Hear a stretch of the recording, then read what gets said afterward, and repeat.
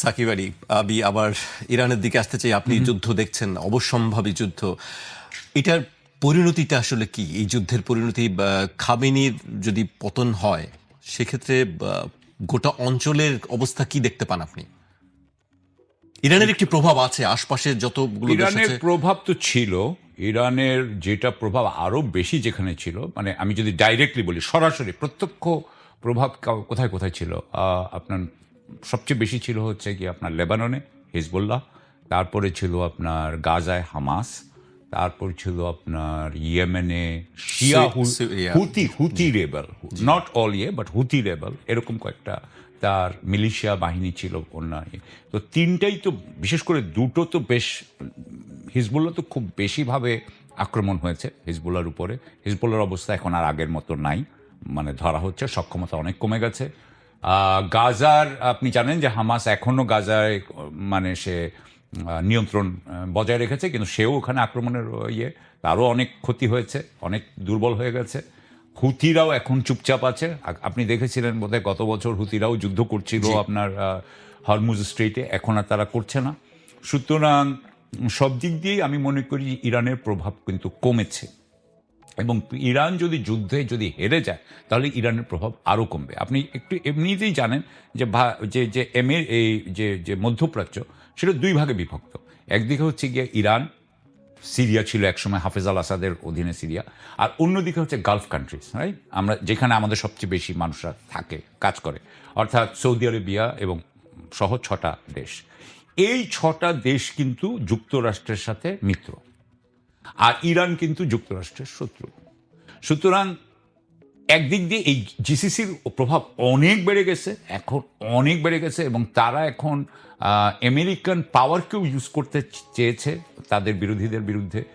আমি মনে করি যে হয়তোবা তারা কি চায় না যে ইরানের বিরুদ্ধে যুক্তরাষ্ট্রের শক্তি ইউজ হোক। তো আমি যেটা বলবো যে মধ্যপ্রাচ্যে কি হবে, মধ্যপ্রাচ্যে হবে ইরানে যদি আপনার ইয়েটা পড়ে যায়, এই এই এই এই রেজিম যদি পড়ে যায়, তার মানে হচ্ছে 79 থেকে মানে এখন এই 50 বছর পরে এটা পড়ে গেল, এটার একটা বিরাট প্রভাব পড়বে এই রেজিম পড়ে যাওয়ার পেছনে কারণ কি? সেটি কি আসলে কি রেজিম, ইরানের খামেনির রেজিমটা যেটা পড়ে যাওয়ার কথা, এটা কারণ কি? এটার আমরা এটা কারণ দেখলাম যে একটাই। একটি সাধারণ বিক্ষোভ প্রায় গণ অভ্যুত্থানের রূপ নিয়েছে। এটার একটাই কারণ ভাই, একটু আগে বলছিলাম না যে 100 টাকা থাকলে আপনি ওই যে লোন নিতে হয়। আমরা যারা সবাই, আমরা বাংলাদেশ সহ পাকিস্তান, আমরা সবাই কিন্তু ইন্টারন্যাশনাল IMF এর আন্ডারে, আমরা কিন্তু যুক্তরাষ্ট্রের সিস্টেমের আন্ডারে। ইরান যুক্তরাষ্ট্রের সিস্টেমের আন্ডারে যেতে চাচ্ছে না। সো ইরানের তেলকে সে ব্যবহার করতে পারছে না, বুঝতে পেরেছেন? মানে ইরানের তেলের পয়সাটা তো তার পকেটে যাচ্ছে না আমেরিকার। সেই জন্য সে গত 50 বছর ধরে এই রেজিমের বিরুদ্ধে আছে।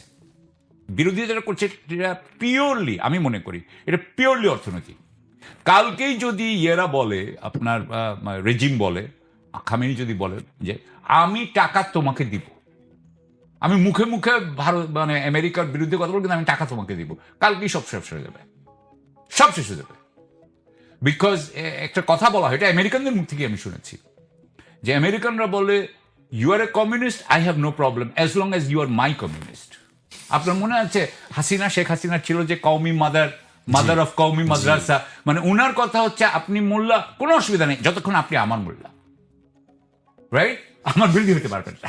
সো আমি মনে করি আমেরিকার সাথে ইয়ের যে সম্পর্কটা, এখানে আরো একটা আছে, আমরা তো সবচেয়ে ইম্পর্টেন্ট দেশ ইসরায়েল, এটার সম্পর্কে বলি নাই, ইসরায়েল এখানে ইনভলভ।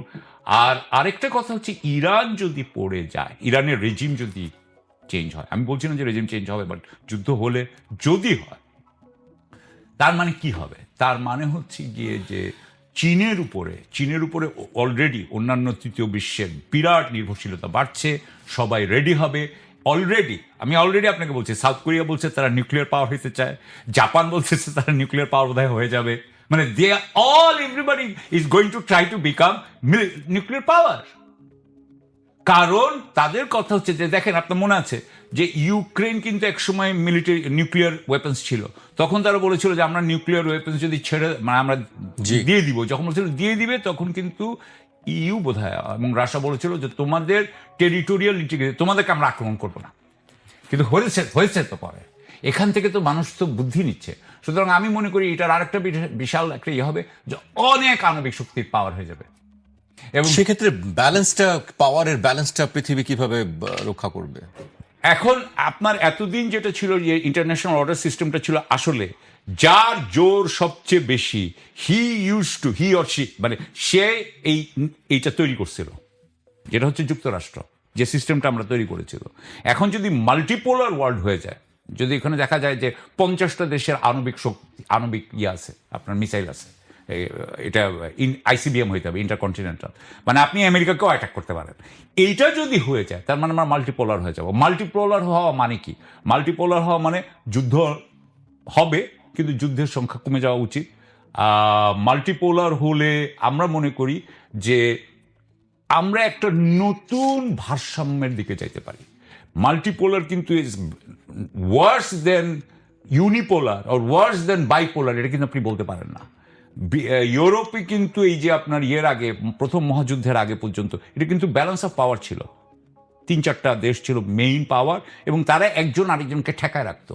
যার জন্য হতো কি, যেগুলো ছোট রাষ্ট্র তারা শান্তিতে থাকতে পারতো। তাহলে এখন এটা আর নাই। সো আমি এমনিতে মনে করি যে মাল্টিপোলার ওয়ার্ল্ড হওয়া মানে আমি থার্ড ওয়ার্ল্ডের পয়েন্ট অফ ভিউ থেকে বলছি, থার্ড ওয়ার্ল্ডের অবস্থা বেটার হবে। কারণ তখন আপনি দুইজনের মধ্যে আপনি কিন্তু চুজ করতে পারবেন। আপনি রাশিয়ার কথার কথা আমি যে ধরে নিচ্ছি, রাশিয়া, যুক্তরাষ্ট্র, চীন, ধরেন এই 3টা দেশ, 3টে পাওয়ার, তাহলে আপনি তো এদের মধ্যে করতে পারবেন। এরা আবার আপনাকে নিয়ে এরা ব্যস্ত থাকবে, আপনি কার পক্ষে যাবেন এরা চিন্তা করবে।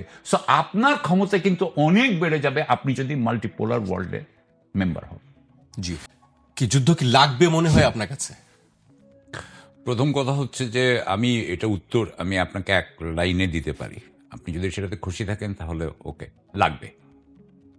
না, আমি কোনো কোয়ালিফায়ার ছাড়া বলে দিলাম লাগবে, কিন্তু আমি একটু কোয়ালিফায়ার দিতে, এখানে কেন হচ্ছে এটা আমাদের জানা দরকার। দুটো জিনিস এই ব্যাপারে, একটা হচ্ছে কেন হচ্ছে, এবং দ্বিতীয় কথা হচ্ছে যে এটার কি প্রভাব পড়বে। অলরেডি প্রভাব পড়া শুরু হয়ে গেছে। সেটা হচ্ছে গিয়ে যে আমি একটু আগেও বলেছি, আপনার প্রথম বিশ্বযুদ্ধের আগের সময়ের সাথে এখনকার সময়ের মিল বলেছি, কিন্তু বেসিক্যালি হচ্ছে যে America is in dire financial strait. Financially, অর্থনৈতিকভাবে তারা খুবই খারাপ অবস্থায় আছে। কারণ তাদের বরোয়িং আবার 38 ট্রিলিয়ন চলে গেছে, তাদের এইবারের ইন্টারেস্ট পেমেন্টই বোধহয় 1 ট্রিলিয়ন এসছে, এবং এটা খুব তাড়াতাড়ি, এই অবস্থায় যেটা হয় এটা খুব তাড়াতাড়ি বাড়তে থাকে। সুতরাং তারা জানে যে আগামী 5 বছর বা 7 বছরের মধ্যে এটা বিশাল একটা নাম্বার, একটা বিশাল সংখ্যা হয়ে যাবে। মানে হেডেকের ব্যাপার হয়ে গেছে, মাথা ব্যথার কারণ হয়ে গেছে ওদের। এটা বিশাল, এক্স্যাক্টলি। এটা হচ্ছে গিয়ে আপনার ব্রিটেন যখন প্রথম বিশ্বযুদ্ধের মাধ্যমেই এটা প্রমাণিত হয় যে ব্রিটেন আর কোনো বড় পাওয়ার না, আমেরিকাই বড় পাওয়ার। এইরকম অবস্থায় আমরা আসতেছি, কিন্তু এই অবস্থা ব্রিটেনের সাথে অনেক মিল দেখা যাচ্ছে ওই সময় ব্রিটেনের সাথে এখনকার আমেরিকা। এটার একটা ইয়েটা হচ্ছে, আপনাকে একটা জিনিস বুঝতে হবে, আমি জানি না, আমি একটু আরো দূরে চলে যাচ্ছি, কিন্তু ওখানে যাবো না। অর্থনৈতিকের কতগুলা খেলা আছে। অর্থনৈতিক খেলাটা হচ্ছে, আমি জাস্ট একটু ছোট্ট করে বলি। প্রথম দিন যেদিন অর্থনীতি শুরু হয় সেদিন ধরেন 100 টাকা দিয়ে শুরু হলো। 100 টাকা সেন্ট্রাল ব্যাংক, ধরেন বাংলাদেশ ব্যাংক, আমাদের দেশে কোনো টাকা নেই, এখন প্রথম টাকার শুরু হবে। এখন বাংলাদেশ ব্যাংক বললো আমি 100 টাকা ছাড়লাম, কিন্তু 100 টাকা ছাড়লে সে তো ওইটা কি ইন্টারেস্ট নেয় না, 5 টাকা ইন্টারেস্ট নেয় না? ওই 5 টাকাটা আসবে কোত্থেকে? 100 টাকাই তো আছে তো 100 টাকা। জি, তাহলে 5 টাকাটা আসে কোত্থেকে? এটা হচ্ছে কার্ল মার্কসের সবচেয়ে বড় সমস্যা। উনি এই প্রশ্ন করছেন যে এই টাকাটা আসবে কোত্থেকে? আসলে টাকাটা আসে না, টাকাটা আসলে পরের বার ধার করে করা হয়। It's a Ponzi scheme. আমরা আসলে যেটা করে, সেন্ট্রাল ব্যাংক লোন দেয়, মানে টাকা ইস্যু করে, টাকাটা দেয় সে তার নিজের লোককে, তার নিজের লোকরা করে কি কনজিউমার হাতে ছেড়ে দেয়। তাদের হচ্ছে তাড়াতাড়ি হচ্ছে যে লোনটা কার হাতে দিয়ে দেওয়া যাবে, এবং শেষমেশ কি হবে, এই লোনটা কার হাতে? কনজিউমার হাতে অথবা গভর্নমেন্টের হাতে, কনজিউমারের হাতে অথবা গভর্নমেন্টের হাতে। আর ওই লোনগুলো যখন পে করবে ধরেন কনজিউমাররা, সেই সময় কি হবে? সেই সময় ব্যবসায়ীরা সব রিয়েল এস্টেটগুলা, সব যেটা আসল জিনিসগুলো কিনে নেবে। তাহলে আলটিমেটলি যেটা হবে, আমি আরো সময় দিলে, আলটিমেটলি যেটা হবে যে সরকার এবং কনজিউমারের হাতে থাকবে সব ধার, আর সব জমি থাকবে হচ্ছে গিয়া অলিগার্কদের হাতে। This is the system. এটা যখন হয় তখন কি হয়? এটা হয়, কিন্তু এটা যখন হয়, এটা রোমে হয়েছে, এটা ব্রিটেনে হয়েছে, এটা যখন হয় তখন ওই সরকার ব্যবস্থা পড়ে যায়, ধ্বংস হয়ে যায়। সো এখন আমেরিকা কিন্তু সেই দিকে যাচ্ছে আগে আগে। ওর আর টাকা কেউ কিনছে না। আমি এই দেখছিলাম যে গত বোধহয় মাসে $2 ট্রিলিয়ন তারা আপনার বা $1 ট্রিলিয়ন তারা ট্রেজারি বন্ড ছাড়তেছে। এটা হচ্ছে দিস ইজ হাউ গভর্নমেন্ট বরোস। তাহলে গভর্নমেন্ট কিন্তু কেউ কিনতে রাজি না। তার মানে এখন ওর কিন্তু আর ও ধার নিতে পারছে না। ও ধার নিতে পারলে মনে পড়ে যাবে। তাহলে ওই ধারটা যদি নিতে হয় তার কিন্তু কিছু দরকার, অ্যাসেট দরকার। এইভাবে কি ইউএস ইকোনমি ঘুরে দাঁড়াতে পারবে বা কি টিকতে পারবে? আমি যতদূর জানি ইনভেস্টমেন্ট ব্যাংকাররা, ওয়ার্ল্ডের ইনভেস্টমেন্ট ব্যাংকাররা বলছে যে ডোনাল্ড ট্রাম্পের সাথে ল্যারি ফিঙ্কের মিটিং হয়েছে। ল্যারি ফিঙ্ক হচ্ছে গিয়ে ব্ল্যাক রকের সিইও। ব্ল্যাক রক হচ্ছে গিয়ে about 10 trillion to 15 trillion asset control করে, নিয়ন্ত্রণ করে black rock. So black rock বলতেছে ডোনাল্ড ট্রাম্পকে কি করতে হবে, কারণ ডোনাল্ড ট্রাম্প তো অত জানবে না। সুতরাং সে যেটা বলতেছে ওয়েস্টার্ন হেমিসফিয়ারের সমস্ত অ্যাসেট তুমি নিয়ে নাও। তার মানে একটা প্রথমে গেল হচ্ছে কি আপনার ভেনিজুয়েলা, এটা হচ্ছে কি $17 ট্রিলিয়ন তেল আছে এখনকার মার্কেট প্রাইস অনুযায়ী।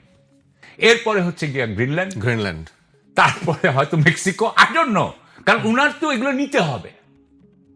সো এই জন্য উনারা আলটিমেটলি এই যে এখন এই যে যুদ্ধ মানে এক একটা নিতে হবে, এইটা যখন ওনারা করছেন এখানে, ইসরায়েল সেটা করছে কিন্তু মিডল ইস্ট। এই নেওয়াটা কি খুব সহজ হয়ে গেছে নাকি? এটা এখন খুব যার মিলিটারি আছে সে নিবে, এবং যখন এটা হইতে থাকবে একসময় না একসময় এসে যাদেরকে আক্রমণ করা হচ্ছে তারা উল্টে আক্রমণ করে বসবে।